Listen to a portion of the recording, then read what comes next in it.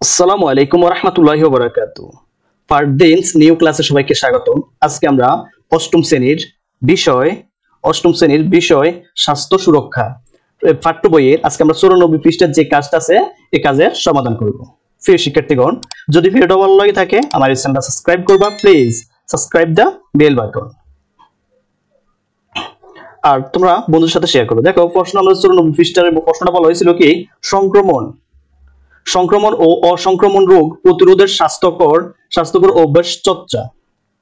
দেখো আমাদের একটা টেবিল দেওয়া আছে, একটা বক্স দেওয়া আছে, বক্সের মধ্যে প্রথম দেওয়া আছে মন্তব্য।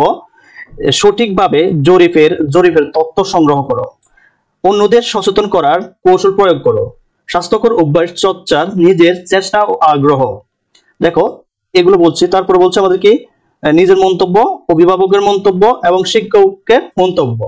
আমাদের এই তিনজনের মন্তব্য উল্লেখ করতে বলা হয়েছে। প্রিয় শিক্ষার্থীগণ, আমরা এর প্রতি উত্তর লিখতে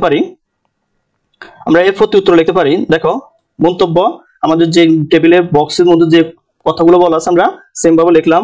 সঠিকভাবে জরিপের তথ্য সংগ্রহ, অন্যদের সচেতন করার কৌশল প্রয়োগ, স্বাস্থ্যকর অভ্যাস এবং চর্চার নিজের চেষ্টা ও আগ্রহ। প্রিয় শিক্ষার্থীগণ, নিজের মন্তব্য, তোমার মন্তব্য হলো কি, তথ্য ঠিকভাবে সংগ্রহ করেছি, বিশ্লেষণ বিষয়ে লিফলেট ও পোস্টার বিতরণ করেছি, সংক্রমণ ও অসংক্রমণ রোগের অভ্যাস চর্চার সচেষ্টা ও আগ্রহী হয়েছি।